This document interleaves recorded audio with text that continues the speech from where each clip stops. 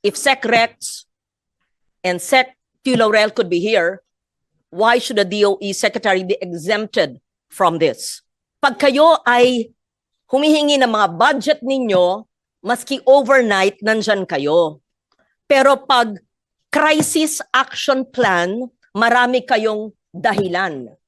Pinapaasa ang mga tao, tapos walang ibibigay. Hindi pwede yon. Tapos wala pa ang ibang kabinete dito, pag sa ibang bagay, mabilis pa sa alas 4. Pero sa krisis, wala. Ano ba kayo? Before you proceed, just for the record, may we know where Secretary Sharon Green is?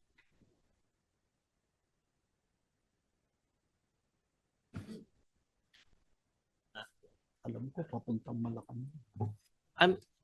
I'm trying to verify, but I heard she's on her way to Malacanang at the time that we had the press con at 8:30 to 9:30, and she was on the way. Yes, this morning. Yes, thank you. Thank you. Just for the record, Senator Kiko, I actually told her that it's imperative that she brief us in person dahil ang isa sa pinakamalaking casualty dito ay energy sector.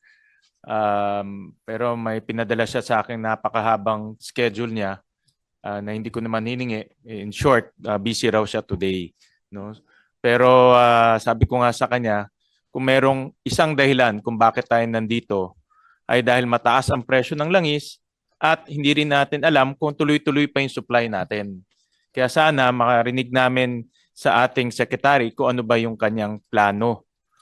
Kasi kung nawalan tayo ng supply ng langis, malaki ang ating problema. Nevertheless, pinadala niyo yung kanyang mga undersecretary, and I hope that the undersecretaries can commit a contingency plan, hindi lang motherhood statement katulad ng sinabi ni Senator Lauren. So go ahead, Yusek Saleh. Mr. Chair, I join you and Senator Kiko and the rest in asking that no less than the cabinet level should be here. Kung nandito ang SFA, bakit hindi yung iba? You're too busy? Is this not the most important thing? Admit there's a crisis. You must have a crisis action plan. And not that we don't appreciate the presence of a dear friend, Yusek Wimpy Fentabella, of course, who's very competent, who's been with the DOE for quite a while. But to give it the importance, if Sec Rex and Sec Laurel could be here, why should the DOE Secretary be exempted from this? When DBM is here. DBM is here, pag kayo and NEDA, pag kayo ay humihingi ng mga budget ninyo, maski overnight, nandyan kayo. Pero pag crisis action plan, marami kayong dahilan. The Senate will not allow that. Unless you are not admitting that we are in a crisis situation. Then you're lost in translation o nahihibang. Because everyone must act as if we were an ICU situation. That's how it should be. Not to enrage the people and not to let the people panic. But on the contrary, if they see the government on the ground and having more than what the chair mentioned, so-called motherhood statements, not just curated PowerPoints. We want to see your action plan. How many people, families will be positively affected, if any? And what are the monies, the funds needed for continuing appropriations? And what are the line items in GAA 2026 na pwedeng ikalap maging savings para ito ang gagamitin? Tapos sasagutin ng DOF at ng DBM saan manggagaling ito considering 2.5 months pa lang at aminadong wala pang pera ang gobyerno. Pinapaasa ang mga tao tapos walang ibibigay. Hindi pwede yon. Tapos wala pa ang ibang kabinete dito. Pag sa ibang bagay, mabilis pa sa alas 4. Pero sa krisis, wala. Ano ba kayo? Before we leave the NEDA, the DepDev, I'd like to hear the opinion of Sec Balisacan, on what we mentioned to include VAT? I know this is supposed to be DOF, but of course this affects the whole economy, and I'd like to hear from you. The suggestion earlier, and there's a pending bill to include VAT aside from the what we pass, the excise tax, and second, to suspend the VAT on the basic commodities and over-the-counter medicines.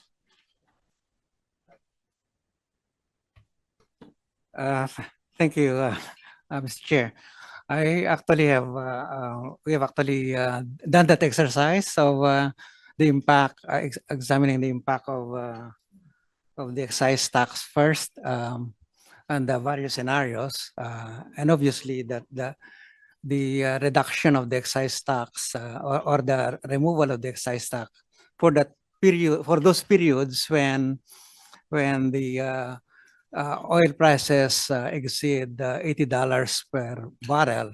So it's not for the entire year, but for this, but still that would reduce the impact on inflation quite significantly, in fact.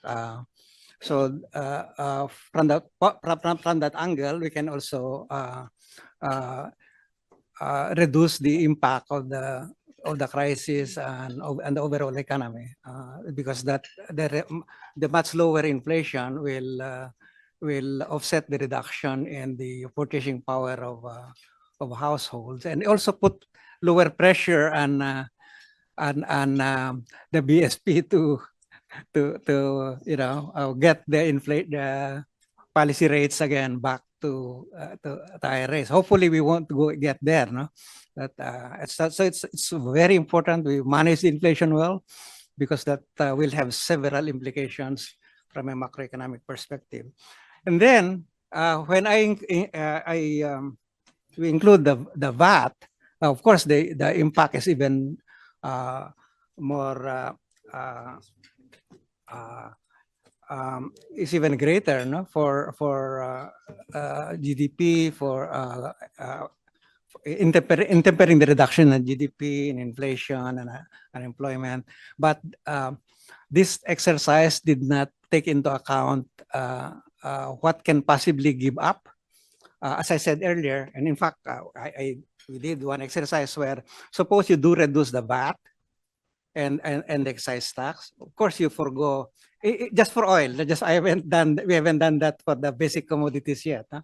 Just for the oil. You would obviously have foregone revenues, and then but we say okay, but we stick to our fiscal consolidation program, because our credit watchers, the international community is watching how we are committing to the and managing the fiscal house, and so the exercise we did is, suppose you keep, despite this reduction in or removal of those taxes, you still would go for a fiscal consolidation as approved through a resolution by Congress. Then the only way you can do that is reduce the spending, and so you have cut the DBM has to cut back on spending. Where to cut back is that's one matter, but regardless, it will cause GDP, the national economy to slow down even more. So that's the issue. But I think if hopefully that I was hoping that as we look into improving the fiscal, the targeting of fiscal resources, support systems, we also can identify potential sources of revenue, so that you can mitigate any negative effects on overall spending. Mr. Chair, we have one of the most regressive tax systems in ASEAN, kasi tayong 12%. And the 12% on basic food items, yung mga kinakain talaga ng low income, pinakamahirap, it's a levy on the poor. It's a levy on the poor eh. Sa panahon ng krisis ngayon, pakita lang natin na may suggestion dyan, wealth tax, sige, gumawa tayo. Tapos itong levy o binubuisan na kinakain na mahihirap, dahil napakataas ng food inflation, we'll get to that sa DTI, ay maski panandalian lang. Sana makuha natin yung computation dyan. Maliban dyan po, binubuwisan natin ng VAT, kinokolekta natin sa kuryente ang hindi naman dapat kinokolekta. In fact, this was corrected a few years ago. Nasaan yung listahan dito?